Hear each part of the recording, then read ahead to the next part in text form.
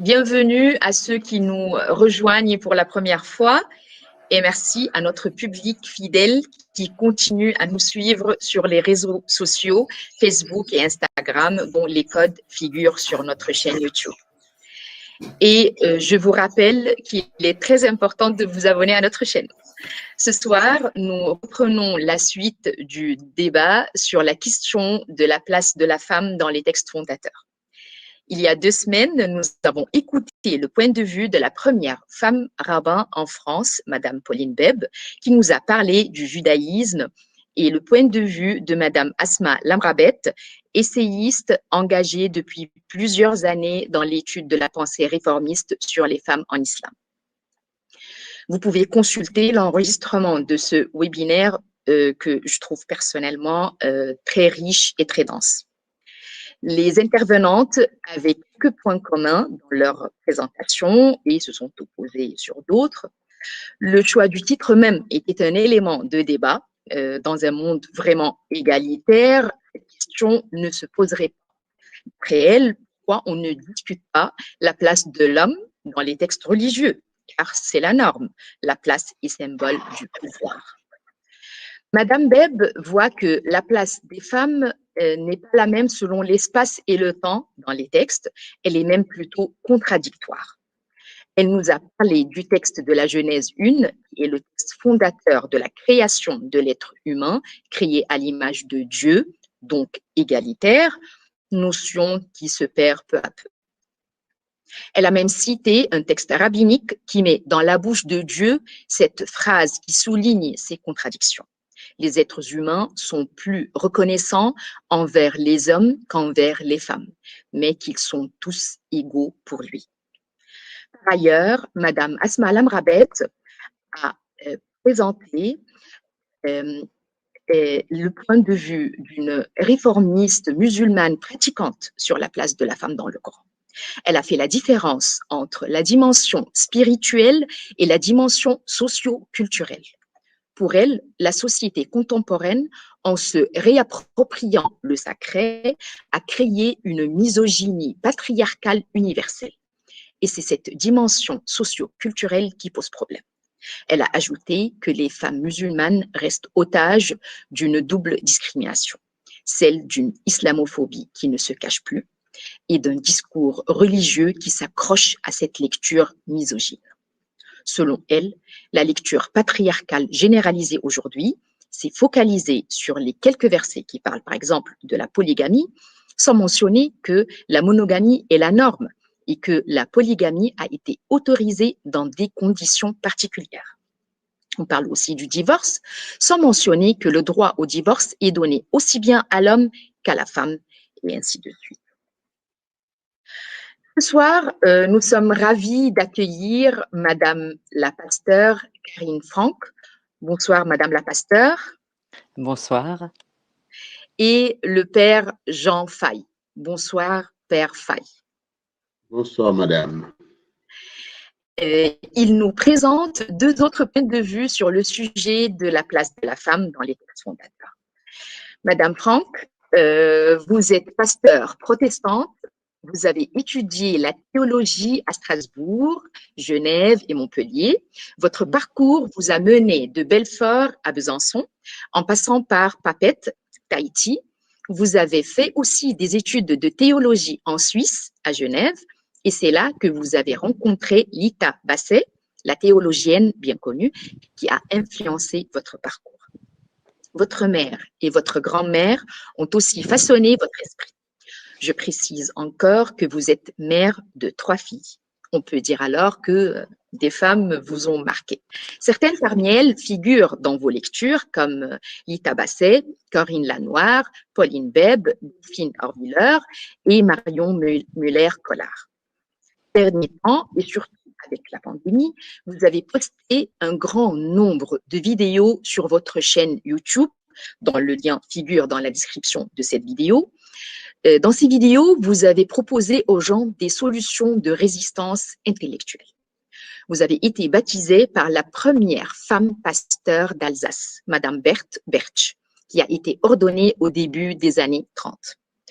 on comprend bien que la réflexion sur la place de la femme est naturellement dans votre pratique quotidienne. Maintenant, Jean Faye, vous êtes arrivé du Sénégal en 2006. Vous êtes passé par l'Alsace avant d'officier en Franche-Comté dans la paroisse de Saint-Paul-Montbéliard comme curé. Vous êtes connu par votre nature très généreuse. Vous êtes impliqué dans la vie quotidienne de vos paroissiens, les jeunes, les aînés, les bien portants, les moins bien portants, sans distinction. Vous avez donc l'habitude de mener de nombreuses actions d'entraide et de solidarité.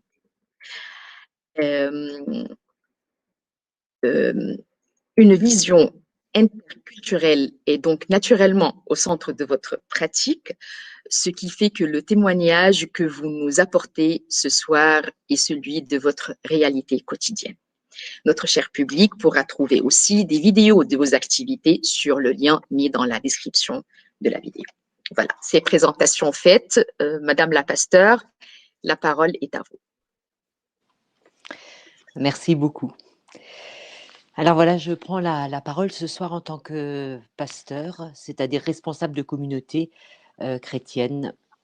Le christianisme contient depuis toujours plusieurs courants. Celui dans lequel je m'inscris a commencé à exister de façon autonome au XVIe siècle sous l'impulsion d'un moine allemand qui s'appelait Martin Luther, qui a essayé sans succès à l'époque de réformer ce qui était l'Église catholique romaine. Il a été excommunié. Voilà, alors quelques préalables avant de commencer mon intervention. La femme dans nos textes fondateurs, alors en ce qui concerne l'Église protestante, les textes fondateurs, ce sont les livres de la Bible, ce que nous appelons Ancien et Nouveau Testament. Alors, je m'attacherai ce soir surtout au Nouveau Testament, qui est la deuxième partie de la Bible, puisque Madame Bèble a parlé la semaine dernière déjà de ce que nous appelons Ancien Testament et qui est la Bible hébraïque.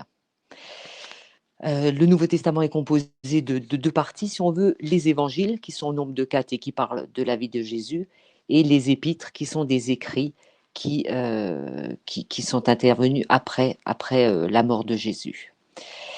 Alors, il n'existe pas de discours systématique sur la femme dans l'ensemble des livres de la Bible. La Bible est elle-même déjà diversité. Et l'existence de confessions chrétiennes différentes montre bien cette diversité. Pour nous, c'est une source de richesse. Le dernier préalable qu'il faut que je vous donne, c'est que nos pasteurs sont formés à l'université. Ils font 5 années d'études après le bac et ils étudient la Bible avec la méthode historico-critique qui tient compte de l'histoire, de la culture, dans lesquelles baigne la rédaction de tous les livres de la Bible. Voilà, donc ce soir, 2 sources que je vais évoquer, les évangiles d'abord, puis les épîtres ensuite. En ce qui concerne les évangiles, on a déjà une trace de cette diversité, puisque la première figure à laquelle on pense comme ça féminine, c'est Marie, qui est la mère de Jésus. Marie n'intervient, on parle vraiment d'elle, en tout cas de la naissance de Jésus, que dans 2 évangiles sur 4. Matthieu, qui est le premier évangéliste qui lui donne une place importante, la situe dans une longue lignée d'hommes, bien sûr, mais dans cette généalogie, on trouve aussi 4 femmes. Ce sont des femmes qui sont un peu rebelles et qui ont un parcours chaotique. On a Tamar, qui est victime d'un viol, Rahab, qui est une prostituée, Ruth, qui est une étrangère, et Bethsabée, qui a commis l'adultère. Toutes ces femmes, et Marie elle aussi, enfreignent des lois pour perpétuer la vie. Parce que la Marie de Matthieu est une fille mère en réalité. Elle risque la répudiation. Dans l'évangile selon Luc, Marie est présentée d'une autre manière. Luc l'inscrit dans une tradition de femmes stériles. C'est des histoires qu'on trouve souvent dans la Bible. Dans la première partie de la Bible, il y a Sarah, Rachel, Anne, la mère de Samson. Ce sont toutes des femmes à qui on annonce une naissance extraordinaire. Et la naissance de cet enfant va changer le cours de l'histoire d'Israël. Alors avec leur corps, toutes ces femmes, Marie comprise, disent rien n'est impossible à Dieu.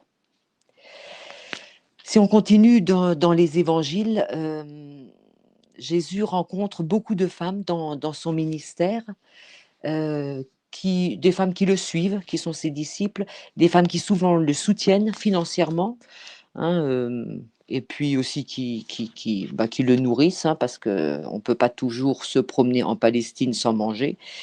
Les femmes apparaissent souvent dans les rencontres de Jésus, et rien que ça, c'est déjà, la mention elle-même est importante, parce que Jésus les rencontre comme les autres, il s'adresse à elles, et elles sont des interlocutrices valables. Et parfois même, il a des discussions théologiques très poussées avec l'une ou l'autre. On pense à Marthe et Marie, par exemple. Et puis, à la fin des évangiles, quand on assiste à la mort de Jésus, à son arrestation, tous les disciples mâles ont fui. Eh bien, au pied de la croix, il ne reste que les femmes. Et après sa mort, les premiers témoins de sa résurrection sont des femmes. Et pour le coup, là, les 4 évangiles s'accordent sur ce fait. Les premières qui sont témoins de la résurrection du Christ, ce sont des femmes, et c'est elles qui vont colporter en quelque sorte le message aux disciples mâles qui sont restés enfermés à droite à gauche, etc. Et c'est là que ça part vraiment. Voilà, ça c'était un peu un point de vue des évangiles, la place des femmes dans les évangiles. Maintenant, si on s'attaque davantage aux épîtres de Paul, c'est-à-dire les lettres que Paul a écrites aux différentes communautés chrétiennes du bassin méditerranéen qu'il a souvent créé ou contribué à fonder. Alors, si on s'attache à ces écrits, alors Paul, l'apôtre Paul, on l'accuse souvent d'être misogyne, parce qu'il a écrit des phrases ici ou là qui restent en travers de la gorge des femmes, hein. Voilà, vous connaissez peut-être le fameux « Femmes, soyez soumises à vos maris » ou que les femmes se taisent dans l'assemblée, donc l'interdiction aux femmes d'enseigner dans les assemblées. Alors, allez, Paul a écrit d'autres choses, je ne sais pas pourquoi c'est ces 2 phrases-là qu'on retient le plus souvent de Paul. Ça en dit déjà long sur la manière dont on lit, je crois, la Bible. Alors, si Paul a écrit ça, et on y reviendra, hein, je veux pas fuir devant ces écrits, s'il a écrit ça, il a aussi écrit autre chose. Et dans la lettre qu'il écrit aux chrétiens qui sont à Rome, qui est un exposé fondamental en théologie, hein, c'est vraiment une de ses œuvres principales. À la fin de cette lettre, Paul s'adresse il remercie ses collaborateurs, il les nomme. Et si on compte l'ensemble des collaborateurs, on se rend compte qu'un tiers de ces collaborateurs sont des femmes. Alors parmi elles, il y a Priscilla, Phoebe, Junias. Et alors Paul les nomme et il les appelle sœurs souvent, mais aussi diacres. Alors diacre, c'est diakonos en grec, c'est un terme on traduit le plus souvent comme celui qui est enseignant, qui édifie, qui porte la parole. C'est celui qui annonce la bonne nouvelle. Donc très clairement, sous la plume de Paul, on a ici une mention du ministère féminin. Paul cite ces femmes-là, Phoebe, Priscilla, etc., et il les appelle diacres. Donc, on a une mention qui est bien réelle du ministère féminin dans les premières communautés chrétiennes, donc au 1er siècle, en fait, dans le pourtour méditerranéen. Alors ces femmes, elles avaient un statut social souvent élevé, elles étaient chefs d'entreprise, mais dans la communauté chrétienne, elles avaient en tout cas, et ça voilà, on peut pas le nier, elles avaient une responsabilité de direction et un ministère de la parole, un enseignement à donner. Voilà, donc ce chapitre 16 nous donne une vue assez fascinante des communautés du 1er siècle de notre ère. Une communauté où on vivait cette parole que Paul écrit ailleurs, dans la lettre aux Galates cette fois-ci. Il écrit « Il n'y a plus ni juif ni grec, il n'y a plus ni esclave ni homme libre, il n'y a plus ni homme ni femme ». En fait, là, je vais m'arrêter une petite minute sur ces termes, parce que quand Paul écrit il n'y a plus ni juif ni grec, il n'y a plus ni homme ni femme, en réalité, il écrit il n'y a plus mâle ni femelle. Et les termes qu'il utilise, mâle et femelle, sont les mêmes que ceux qui sont utilisés dans le livre de la Genèse, quand celui-ci est traduit en grec dans la version de la Septante, qui est celle qui est acceptée de manière assez universelle. Donc on a là assez concrètement, assez réellement, une liberté de la femme, des femmes, qui est vécue à l'intérieur de la communauté chrétienne, qui est à l'image de Jésus et des rencontres qu'il faisait ici ou là avec les femmes. Voilà, alors si j'ai encore une petite minute, je vais revenir à ces phrases qui sont difficiles, hein, pour nous autres femmes à supporter de la part de Paul. Femmes, soyez soumises, et femmes, taisez-vous dans les assemblées. Alors le femme, taisez-vous dans les assemblées. D'abord, les spécialistes estiment que c'est pas Paul qui l'a écrite, cette lettre, qu'elle vient d'un de ses disciples. Et bon, alors ça, c'est peut-être un peu, là, c'est un peu une réponse facile, mais disons que si l'auteur de cette phrase s'est cru, enfin, s'il a pensé qu'il était important de le dire, c'est que les femmes parlaient dans les assemblées. Et elles ne faisaient pas que parler de la pluie et du beau temps, elles enseignaient. C'était bien ce sens-là, hein. Les femmes enseignaient dans les synagogues, dans les lieux de rencontre, enfin pas dans les synagogues, plutôt dans les lieux de rencontre chrétiens. Donc si on se sent obligé de leur interdire, c'est qu'elles le faisaient. Donc il y a déjà là, on sent bien un espèce de retour en arrière.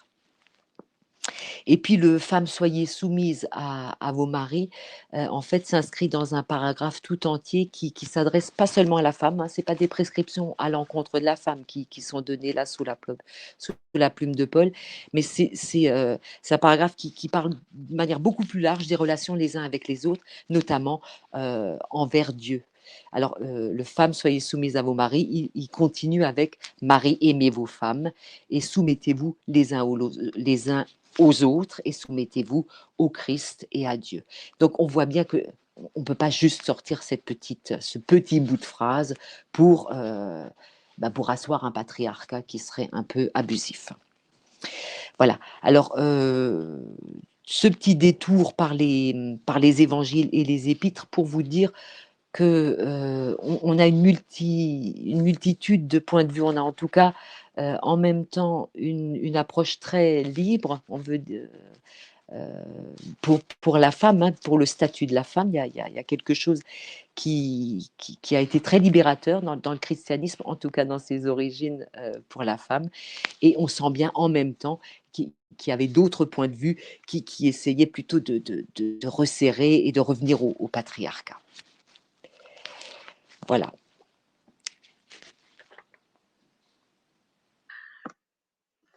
Merci Madame la Pasteur. Je rappelle à notre cher public que vous pouvez poser vos questions dans l'espace chat pendant l'intervention et ne pas attendre la fin pour donner le temps à nos modérateurs de synthétiser les questions. Alors maintenant, je passe la parole à ma collègue Madame Christine Bolou, qui fait l'intermédiaire entre le public et les intervenants pour transmettre vos questions à Madame la Pasteur. Christine.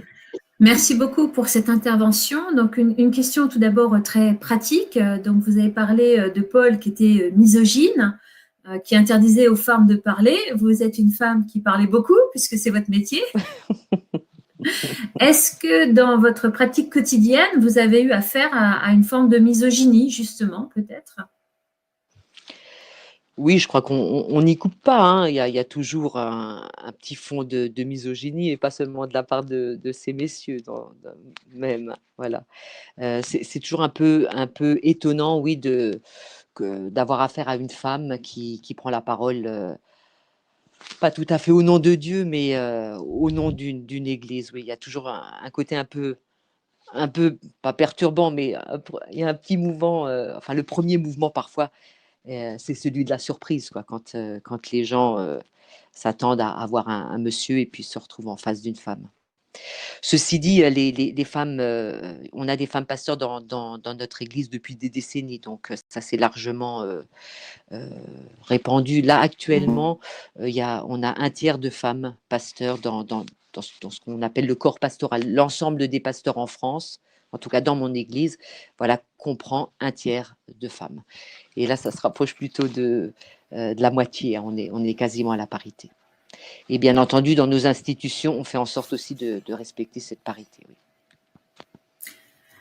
Alors, merci beaucoup pour cette précision. Donc, il y a François qui remarque qu'il ne s'agit pas non plus d'être excessivement féministe, et d'ailleurs, ce n'est pas du tout notre propos, et il défend, lui, la cause des hommes en disant, mais au pied de la croix, il n'y avait pas que Marie, il y avait aussi des hommes, hein. Donc, je pense qu'il défend la cause de la parité, et vous en convenez. Oui, alors au pied de la croix, oui, bien sûr, il faut entendre les hommes aussi, oui. Mais disons qu'on les a entendus pendant très très longtemps, donc je pense qu'on peut rétablir un petit peu le mouvement.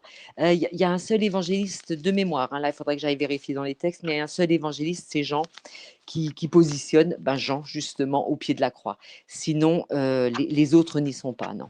Non, là, ils ont fui, hein. À ce moment-là, voilà, il y a un passage assez long quand Jésus est arrêté et qu'il est emmené devant les différents tribunaux. On a Pierre qui reste à l'extérieur et qui le renie à ce moment-là. On lui dit, mais toi, tu étais un copain de Jésus aussi, tu l'as suivi, tout ça. Et il dit, non. Et puis il le dit 3 fois. On a cette fameuse histoire du coq qui chantera 3 fois. Enfin, il chantera et puis Pierre l'aura renié 3 fois déjà. D'accord. Et si j'ai bien compris votre propos, dans les évangiles, les femmes, elles enfreignent la loi, elles vivent leur vie et donc elles ont des soucis, elles peuvent être stériles, mais elles sont quand même pratiquement le premier soutien de Jésus et en même temps, il est aussi leur premier soutien. Il y a une forme de réciprocité au départ. Oui, tout à fait.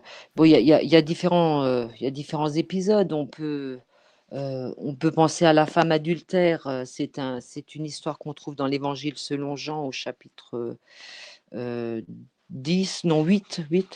Voilà, donc selon la loi juive, on est supposé lapider les hommes et les femmes, enfin l'homme et la femme, quand ils sont surpris en situation d'adultère. Et évidemment, dans cette histoire-là, l'homme a réussi à fuir et on se retrouve face à la femme. Enfin, et puis il y a une espèce de tribunal spontané qui se met en place et ils sont prêts. Enfin, les hommes qui sont là sont prêts à la lapider parce que c'est comme ça que ça marche, hein. C'est comme ça qu'ils sont supposés faire d'après la loi. Donc ils contreviennent pas du tout. Et alors ils interrogent Jésus, ils disent, mais alors toi, tu dis quoi là, en l'occurrence, qu'est-ce qu'on lui fait? Alors il peut pas tellement dire, on va pas la lapider parce que ça veut dire qu'il se positionnerait contre la loi de Moïse, qui serait absolument impossible.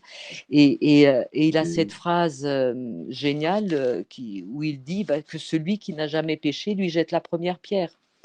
Alors oui, là c'est très clairement une prise de position pour les femmes. Et alors là, pour la petite histoire, l'évangéliste Jean rajoute une petite mention. Il dit, les hommes s'en vont. Une fois que Jésus a dit cette phrase, hein, ils s'en vont les uns après les autres, en commençant par les plus âgés, parce que c'est ceux qui ont eu le plus de temps de faire des péchés. Voilà. Et puis il y a d'autres épisodes où Jésus, alors, il enfreint peut-être pas les lois, mais en tout cas les conventions, parce qu'il se met, d'abord, il rencontre des femmes seules, ce qui n'est pas très convenable, hein.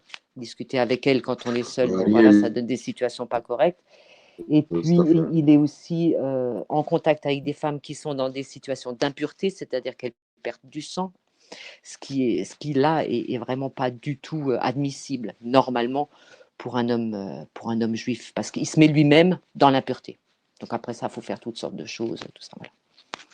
Oui, donc très clairement un engagement très favorable, oui, envers les femmes, mais vraiment pas spécialement envers les femmes, envers ceux qui sont mis de côté de manière plus générale.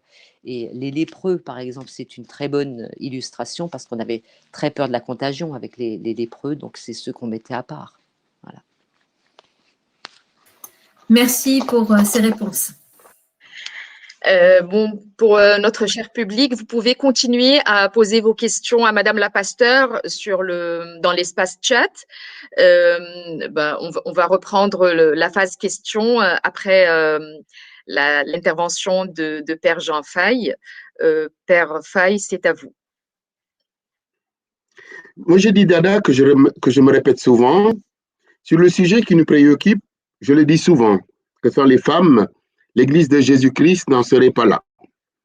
Regardons au moment la vie de nos communautés catholiques. Enlever les femmes conduit à réduire drastiquement la marche de nos paroisses, du catéchisme au ministère réservé, hormis le sacerdoce dans ces 3 degrés. Quelle est la place de la femme dans nos textes fondateurs?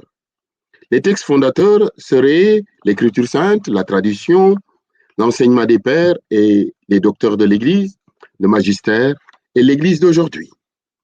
D'abord dans la Bible. Tant de textes des Saintes Écritures parlent de la place de la femme.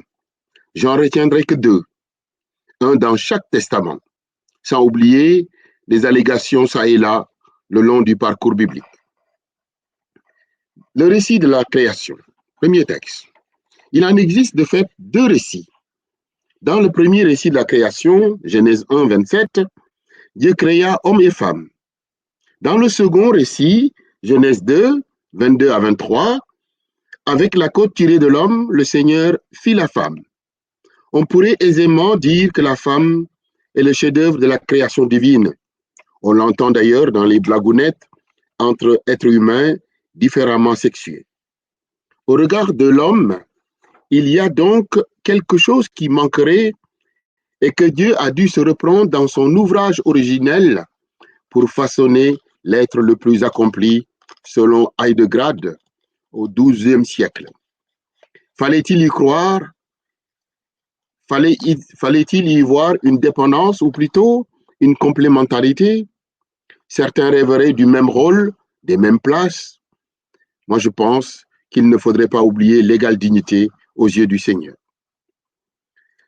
Deuxième texte tiré du Nouveau Testament, la généalogie de Jésus, c'est Matthieu.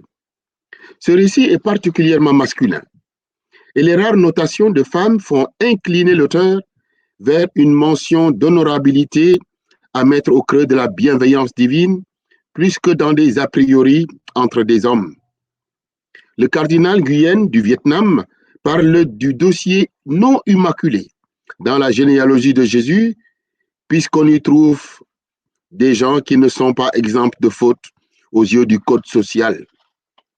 Le Concile Vatican II a pris le temps de braquer désormais notre caméra de jugement, non sur l'enfant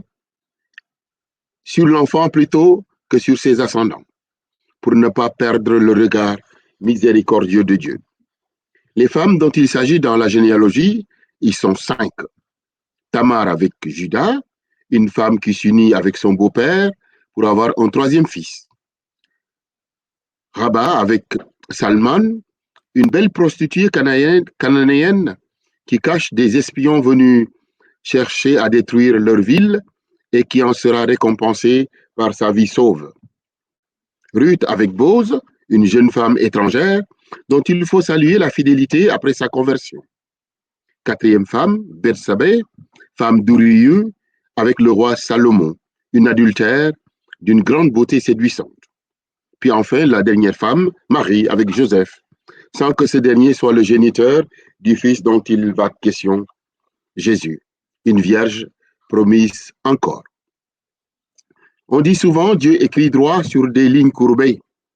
Le plan du salut se déroule au-delà de nos fragilités, de nos faiblesses et même de nos statuts sociaux, dont nous nous couvrons les uns pour les autres.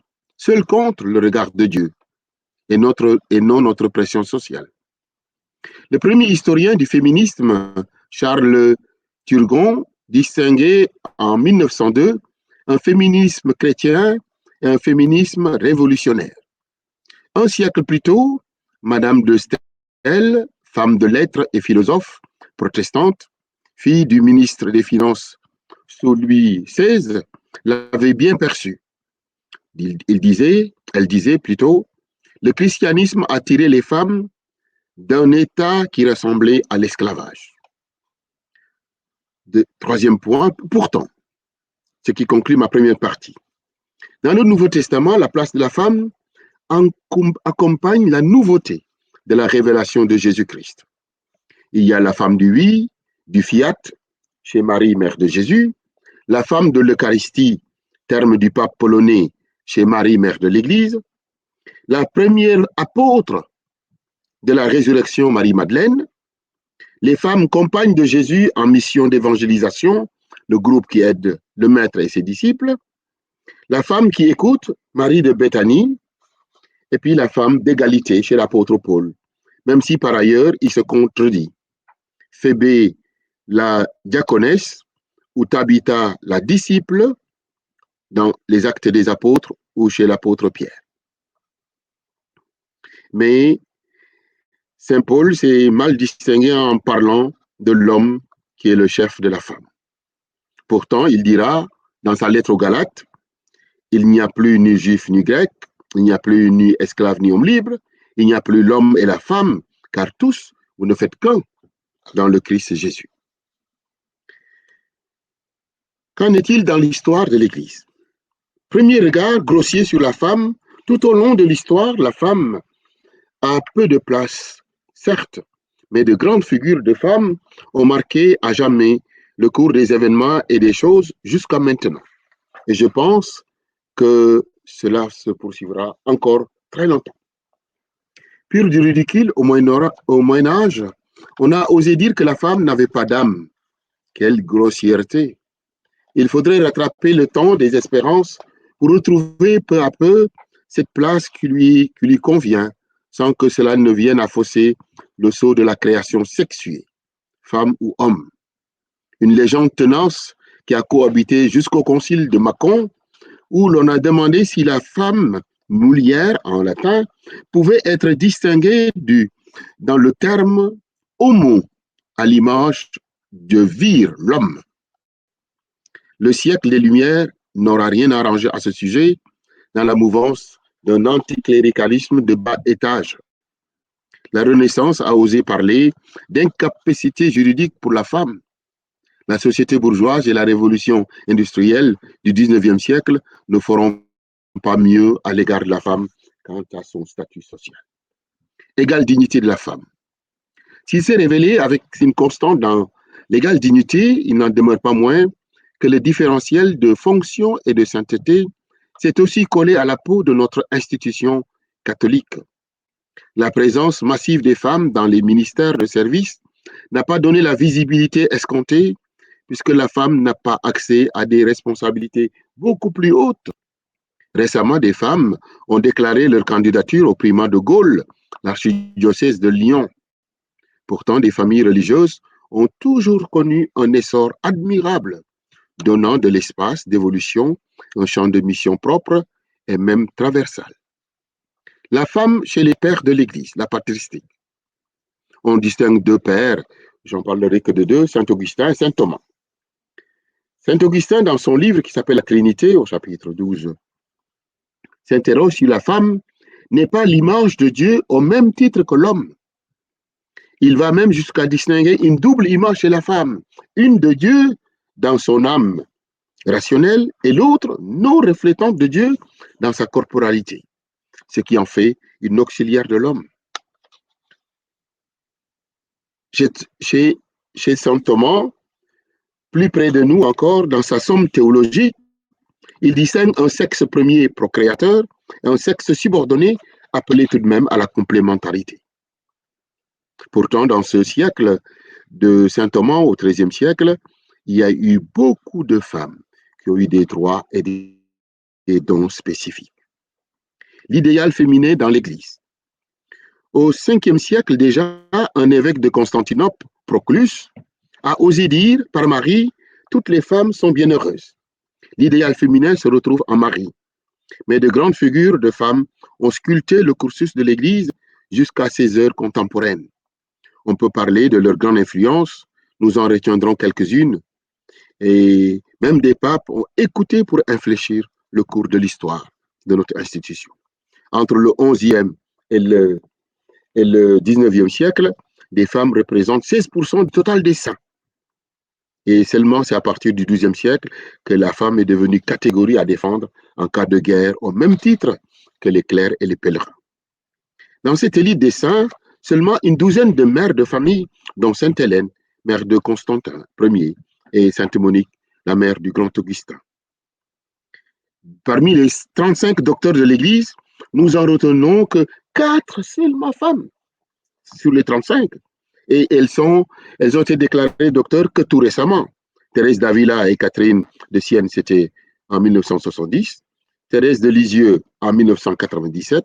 Et Hildegarde de Burgen seulement en 2012. Donc, ça, c'est tout récent. La femme chez le pape polonais. Ça, c'est un virage important dans l'histoire. Il faut dire que le XXe siècle a vu l'Église tenir en avant-garde la grandeur et la vocation de la femme en son sein et dans le monde. Le pape polonais en a mieux symbolisé le recueil séculaire. Jean-Paul II, dans sa lettre apostolique Mulieris Dignitatis, sur la dignité et la vocation de la femme, a osé dénoncer un déséquilibre inscrit dans le rapport homme-femme. Faut peut-être verser dans le même pot revendicatif et le refus de l'ordination presbytérale et la question de l'ordination diaconale à la femme. Ce dernier sujet est entré déjà en commission apostolique et à l'étude depuis le 12 mai 2016.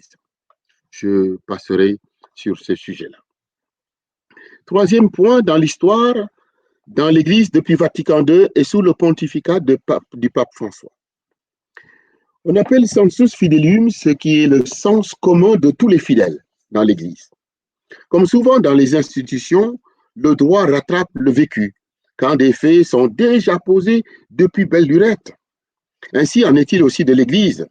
La plupart du temps, dans les sujets d'enjeux comme celui que nous traitons ce soir, la place de la femme dans l'Église catholique est de plus en plus notoire.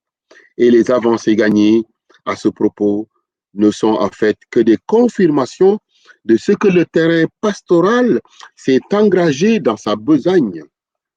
Le sensus fidelium tourne à plein régime lorsque l'Église vit sous la mouvance de son maître d'œuvre, l'Esprit Saint. Les membres, quel que soit leur degré de ministère, entérinant l'œuvre de Dieu au cœur même de son peuple d'enfants et de chaque humanité. Dieu soit loué pour les grâces par lesquelles il transforme les hommes et allège parfois les raideurs de nos structures. La femme dans la liturgie.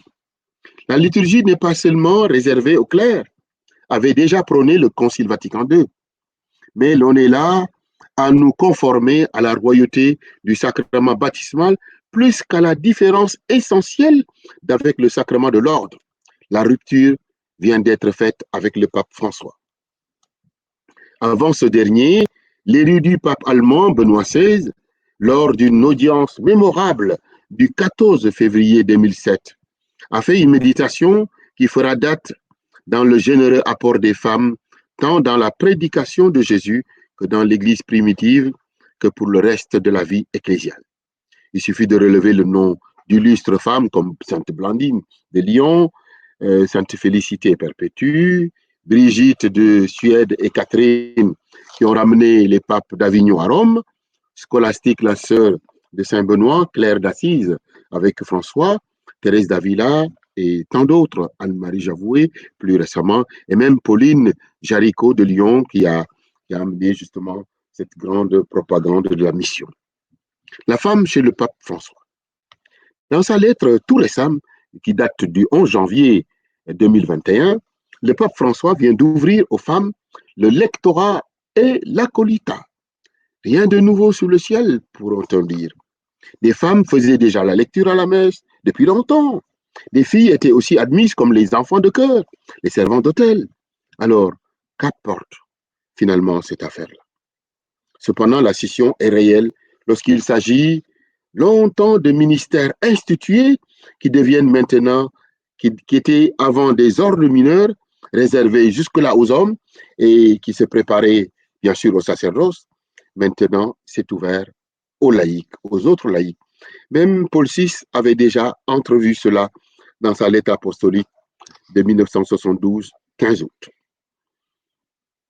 le pape François modifie ainsi pour cela le code de droit canaux dans sa disposition des canaux 230 au paragraphe 1er. On renoue ainsi avec la tradition de l'Église primitive, mais la porte n'en est pas encore ouverte à l'ordination des femmes pour le moment. Longtemps, on a conçu les ministères institués de manière exclusivement cléricale, à partir du sacrement de l'ordre.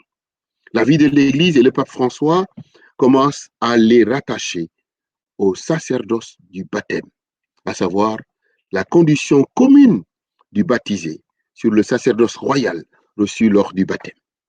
Ils sont essentiellement distincts, certes, le baptême et l'ordre, mais cela ne pouvait pas empêcher les uns les autres d'évoluer dans le sens de l'histoire. Récemment, la pape a appelé des femmes dans la commission théologique et même avec des responsabilités de premier ordre. Le 6 février, ça fait quelques jours, une religieuse française, sœur Nathalie Beggard, Xavier, est nommée par le pape comme sous-secrétaire, donc deuxième personnage du synode des évêques. Des évêques, s'il vous plaît. Le 15 janvier 2021, une théologienne belge est nommée membre de la commission pontificale biblique, Bénédicte. Et le 12 août déjà en 2016, le pape argentin avait surpris lors d'une visite dans une communauté Saint-Jean 23 en demandant pardon à des prostituées. C'était un vendredi de la miséricorde. Tout ça, ce sont des gestes, voilà, qui marquent. Esquisse de restauration finalement. Le processus de discernement ecclésial entamé depuis Vatican II remet à l'honneur alors ce qui était attesté déjà dans les Écritures. Je cite l'apôtre Pierre dans sa première lettre au chapitre 2, verset 9. Mais vous êtes une descendance choisie, un sacerdoce royal, une nation sainte, un peuple destiné au salut, pour que vous annonciez les merveilles de celui qui vous a appelé des ténèbres à son admirable lumière. Vatican II a remis en vigueur le sacerdoce baptismal et rétabli le diaconat permanent, en retenant pour l'ordre que 3 degrés. Le pape Paul VI, dans Mysteria Quadum, c'est une lettre apostolique, a ouvert aux hommes laïcs les ordres mineurs, désormais appelés ministères, non plus ordonnés, mais institués, dissociés de l'état clérical que l'on acquiert désormais au diaconat. De fait, on restaure comme pour le diaconat permanent. À l'image de Dieu, dans l'Ancien Testament, on parlait de Dieu avec un cœur de mère. Nous venons de le voir. La réforme de Paul VI est restée lettre morte, comme qui dirait que la femme ne pouvait faire partie des personnes dûment appelées, je cite, et formées pour cela. Néanmoins, elle est là pour rendre plus visible dans l'action liturgique, articuler les sacerdoces, prendre part à l'unique sacerdoce du Christ, grand prêtre de la nouvelle alliance scellée en son sang. La femme a une grande place dans la collaboration directe avec les ministères ordonnés. Les travaux de la commission pour l'ouverture de la femme au diaconat ne manqueront pas de porter ce sujet plus brûlant dans notre Église catholique et constitueront sans nul doute un pas de plus dans la conscience de sa représentabilité du Christ, prêtre et serviteur, en qualité de signe. Saint Paul le dit dans sa première lettre aux Corinthiens, chapitre 12, verset 5, il y a diversité de ministères, mais c'est le même Seigneur. Je conclus mon propos. Certes, le Christ était un homme, mais faut-il être seulement homme pour en rendre visible la réalité de la tête sacramentelle? Dieu s'est rendu visible à nos yeux en Jésus, précise l'apôtre bien-aimé, mais bien d'un Dieu Père qui aime avec un cœur et des entrailles de mère. Complétons avec la révélation de l'ancienne alliance. Chaque membre du corps ecclésial est appelé à donner ce supplément d'âme pour que brille le signe prophétique du salut, Jésus-Christ. Et tous participent ainsi à son unique sacerdoce de rédemption. Saint Jean conclut Et je conclus avec lui, qui m'a vu, a vu le Père. Voilà, je vous remercie. Merci beaucoup. Merci pour cette vision historique depuis l'origine. Donc, je vais vous poser quelques questions qui sont un peu la synthèse de ce que j'ai pu lire dans le chat. Donc, il y a 3 blocs de questions. Donc, la première question, c'est une remarque. Donc, vous avez parlé de la métaphore de la création de la femme, qui par certains a été compris comme un manque et que vous voyez plutôt comme une complémentarité. C'était un peu le sens de votre discours, de votre Parfait. Et donc, la question est la suivante. Est-ce que c'est une position qui est personnelle et révolutionnaire ou est-ce que votre position est consensuelle et partagée? Mais dans la Bible, il est bien dit, c'était encore la lecture de ce matin à la messe, il est dit, l'homme a dit, une aide qui me corresponde. Alors Dieu a fait toutes les créations, il a dit, tout ça, c'est pas l'aide qui me convient. Donc ça veut dire, quand on a créé la femme, quand on a tiré la femme des côtes de l'homme, elle a dit, voilà, voilà, ça me convient. Donc c'est une aide qui le complète lui-même, l'homme. Donc, dans un sens, c'est le deuxième récit de la création. Ce n'est pas un avis seulement personnel. D'accord, heureusement. Et alors, la deuxième question est une interrogation. Donc, vous avez parlé des femmes très fortes qu'on rencontre dans les textes bibliques, qui ont des positions surprenantes, espionnes, converties, adultères, vierges, martyrs, docteurs, et qui peuvent être aussi parfois le reflet de nos fragilités. Et vous conseillez une vue en hauteur. Mais comment fait-on pour avoir cette vue en hauteur? Et Dieu nous tire toujours vers le haut, il ne nous tire jamais vers le bas. Donc, ça veut dire que même dans nos fragilités, Dieu s'en sert pour notre propre salut. Et Saint Paul même le dit, tout concourt au bien de ceux qui aiment Dieu. Donc, même dans nos fragilités, ça doit être, j'allais dire, comme un tremplin pour aller plus en hauteur.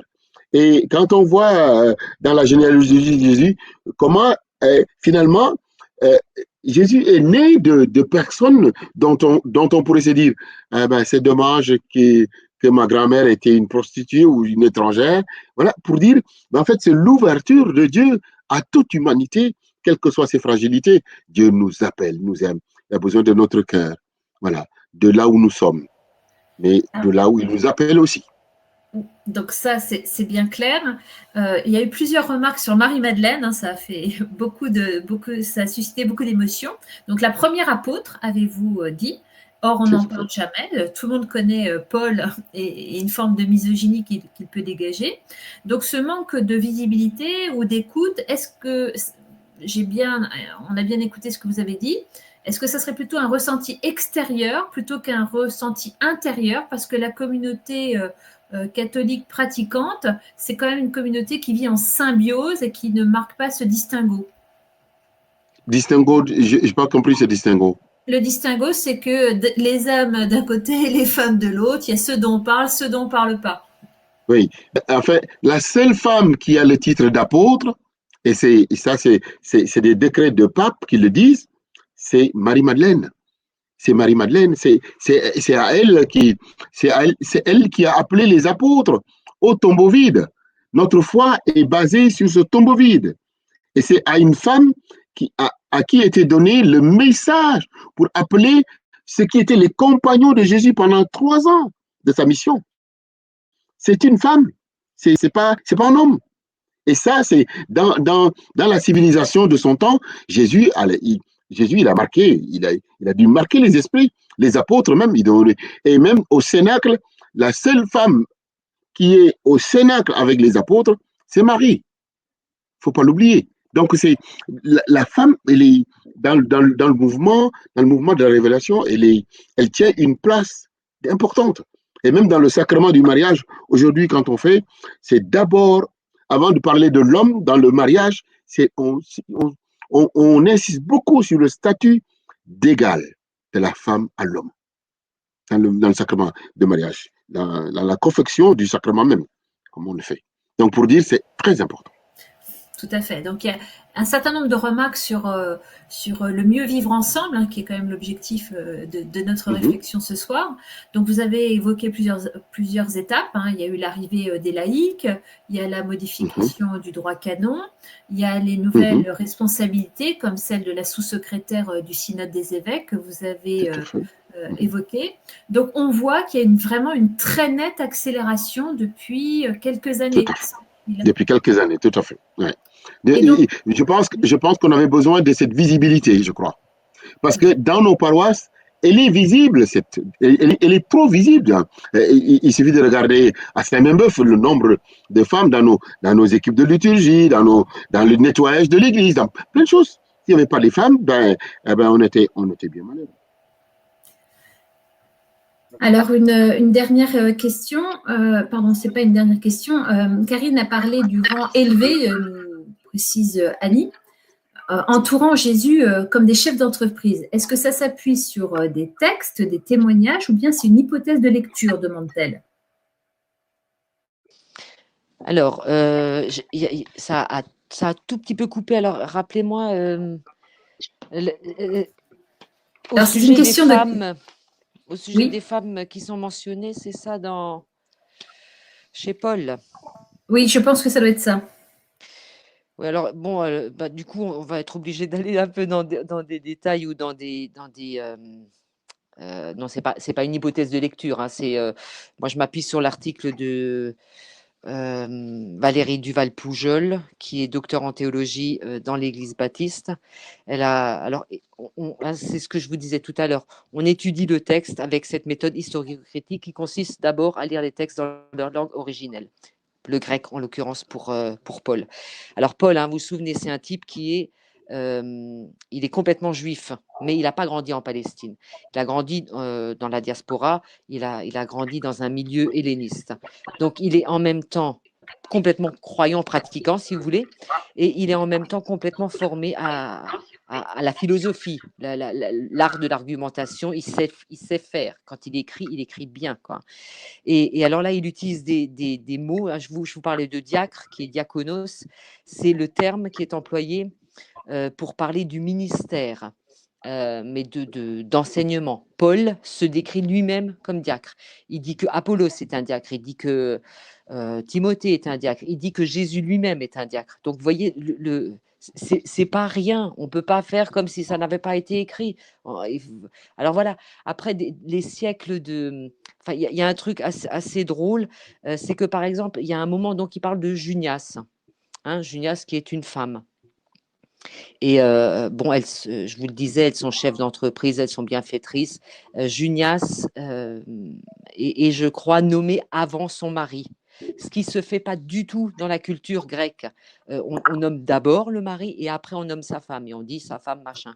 Et elle est nommée en avant, ce qui veut dire, et là on a comparé aux autres textes grecs de la même époque, ce qui veut dire qu'elle avait un statut social plus élevé que celui de son mari, parce que ça se faisait comme ça à l'époque. On a d'autres sources qui viennent nous dire ça. Ça ne vient pas de la Bible elle-même.